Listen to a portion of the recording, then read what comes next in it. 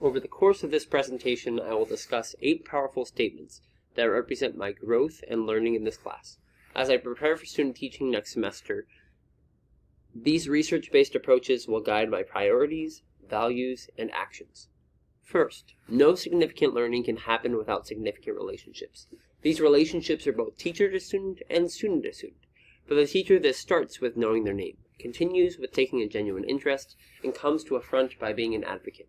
Combined with student-to-student relationships, this web of rapport underlies the ideal classroom environment which we discovered through our interviews. A welcoming, non-competitive, energetic atmosphere with a culture of respect, support, and mutual enrichment. Without relationships, there is no culture. Without culture, there is no ideal environment, and without all of these things, there is no significant learning. Relationships must be at the heart of our teaching. The ability to effectively communicate is as important, if not more important, than the content you teach. As a music education student, a large majority of my coursework focused on developing the numerous avenues of a music educator: conductor, performer, instrumentalist, theorist, historian, and educator. However, without an ability to effectively communicate, all this knowledge and ability falls short. The daunting task is that music truly assimilates a second language. To teach fluency, I must ask myself, should I model, describe, move, show, or question? Are they in their zone of proximal development? As an educator, I aim for this question to be commonplace in all stages of learning.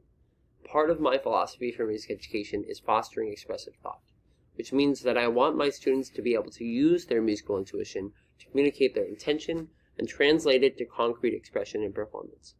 While this might start with demonstrating and teaching my own musical thought, I aim for my classroom to become a place of collaboration with students, regularly expressing their own intent. Music educators, just as much as any, are guilty of frontal practices and being the keeper of knowledge. Rather, in my class of 30, every student will interact with 30 sources of both knowledge and learning. Behind every product is a person. In music, we chase practically perfect products, aiming for a higher level of accuracy than any other performance-based activity. Combined with art being an extremely personal endeavor, I must always be cognizant of the contributions of each member. It is quite easy to get too enthralled by the product that students are often forgotten and even degraded. Rather, I want to find the root of an issue, as small or large as it may be, by understanding the schema that my students are using to approach their learning. With this, I must remind myself that I am just one element in the bioecological model of every student. My ensemble should not only be a safe haven for learning, but also a time to combat the mental strain of adolescence with music. A synonym for student is work in progress. When I teach, my students will grow socially, emotionally, morally, and psychologically as they progress through numerous life stages. I have an invaluable opportunity to program music that serves as a mirror to their identity and struggles, as well as windows into new perspectives, cultures, and time periods. However, no two students are the same, and I must respect and provide a safe space for students at every stage of development. Some students causing classroom management issues are still reasoning at a pre-conventional stage. Rather than reacting in an overly harsh way, I can identify this and expose them to conventional ways of thinking. Psychosocially, I must weave my classroom with strands of safety, autonomy, initiative, and industry, so that students who never got the chance to resolve a previous crisis might resolve it in my classroom. One vital point of caution, though: students should never tie their identity to their tone or voice part. As someone who personally experienced crisis when their voice changed, I want everyone to know that during that time of multifaceted transition, what does not change is their musicianship. To prove this, I must provide students opportunities to accurately evaluate their contributions and development as both a musician and ensemble member, which improves their ability to truthfully and without harm evaluate their self-image.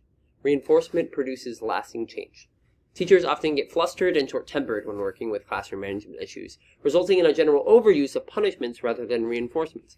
Punishments, especially when they involve the wrong methods, such as lack of recess time or writing, do not create lasting change. Reinforcements, however, do, by increasing a desired behavior.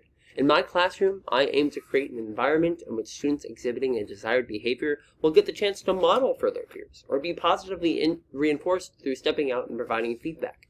This engages them in the learning process and produces more buy-in from ensemble members.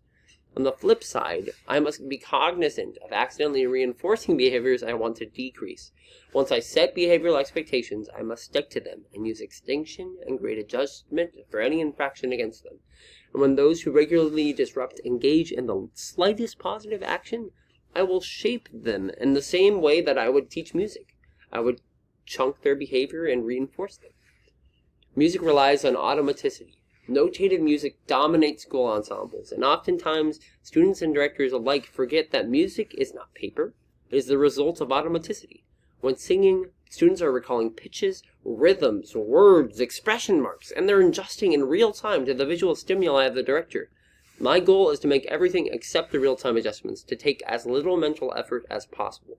This allows the intentional, aesthetic, and accurately executed performance that I aspire to create. If my goal for performance is independence from the octavo, then I must allow time in rehearsal to teach study skills such as chunking, recognizing patterns, and space study. Make learning better. If we as teachers truly value education, then our students must learn better than we did. As research grows, post-secondary education improves, and so too does our time to reflect and make decisions. And the 3,000 decisions teachers make each day, we must act as a result of our reflection and growth. And every deadline, every behavior management, every piece of content, and every interaction are ethical, post-conventional, developmentally responsive, and intentional teaching must shine through. For there is no greater predictor of success in our students than us.